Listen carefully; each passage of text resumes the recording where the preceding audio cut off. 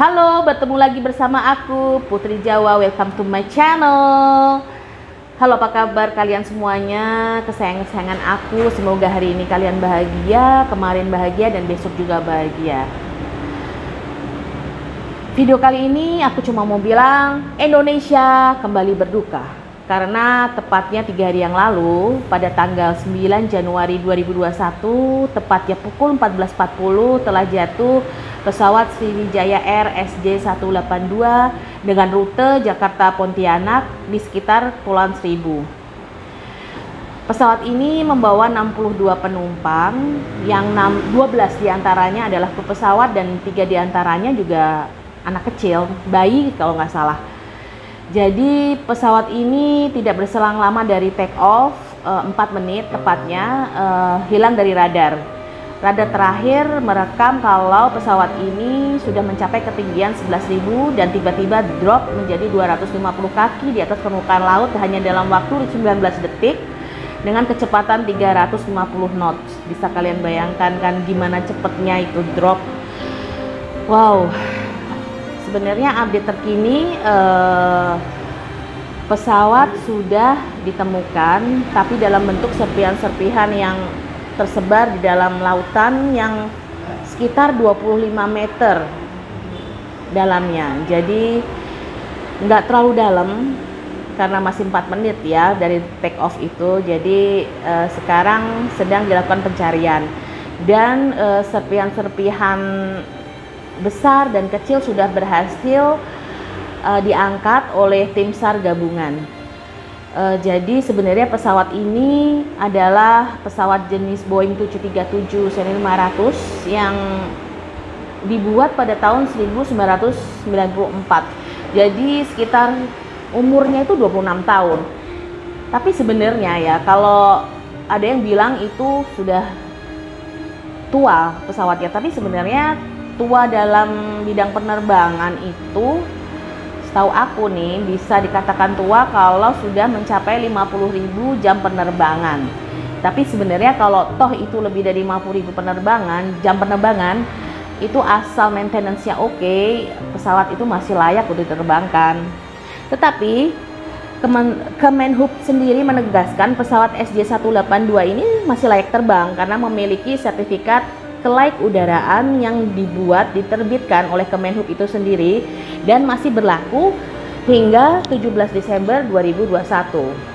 Jadi sebenarnya kelaikan udara itu tuh mewajibkan operator yang mengoperasikan pesawat seri Boeing 737-500 ini untuk selalu melakukan pemeriksaan engine sebelum dapat diterbangkan. Jadi seperti ya harus di hanggar, masuk hanggar, terus perawatan, pengecekan engine, terus habis itu nanti ada kayak sidak gitu dari Kemenhub itu sendiri.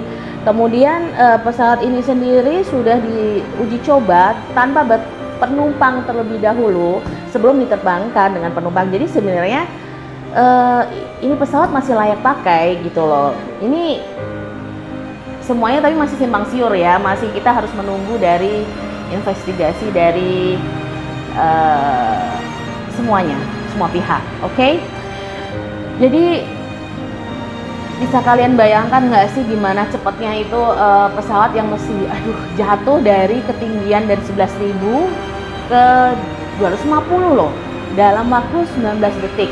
Itu gimana coba? Ya Allah, dari semuanya itu ada cerita di balik peristiwa ini, yaitu ada salah satu penumpang yang sebenarnya harusnya naik ke pesawat itu, yaitu bernama Vera Gusman.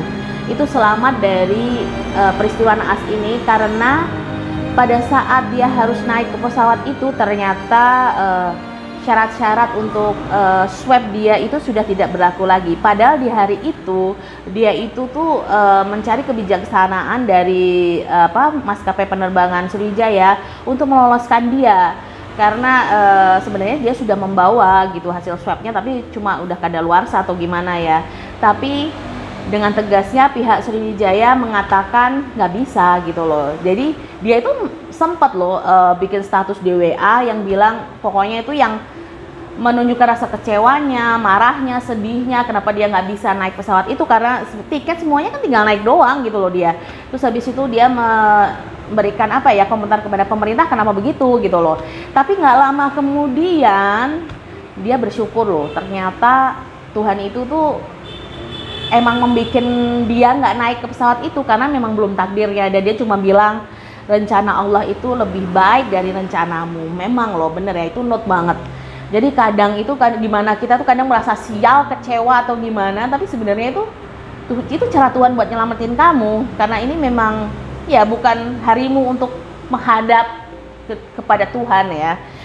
Tapi terus habis itu, selain itu ada bertolak belakang banget sama cerita dari Vera Gusman ini. Ada salah satu keluarga dari para korban itu bernama Yaman Zai. Yaman Zai ini kehilangan seorang istri dan ketiga anaknya yang menjadi penumpang di pesawat naas itu.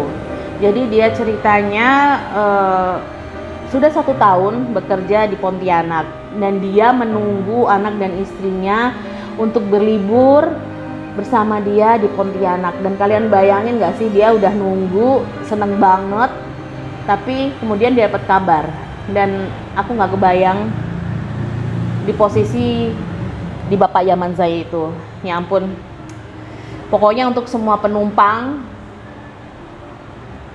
semoga segera ditemukan, bisa diidentifikasi dan dikuburkan secara layak. Dan untuk para keluarga yang ditinggalkan, diberikan keikhlasan, kesabaran, karena semua ini tuh memang ya ini rencana Allah gitu loh. Terus ada satu note ya yang aku suka. Jadi gini, dia bukan sedang beruntung dan para korban tuh bukan sedang sial.